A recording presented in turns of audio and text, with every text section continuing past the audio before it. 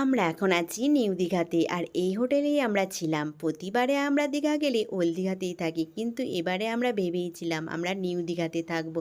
তাই নিউ দীঘাতে এই হোটেল রুমটা ভাড়া করেছিলাম। জানো তো রুমটা ছিল সত্যিই অসাধারণ।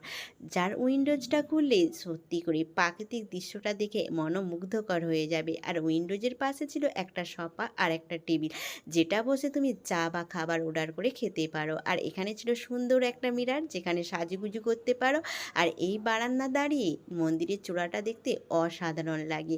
আর এই রুমের মধ্যেই আর একটা দরজা ছিল, যেটা দিয়ে আর একটা অন্য রুমে যাওয়া যায়। আর এই রুমটাও ছিল সেম একই। আমাদের যেহেতু দুটো ফ্যামিলি ছিলাম, তাই দুটো রুম নিতে হয়েছিল।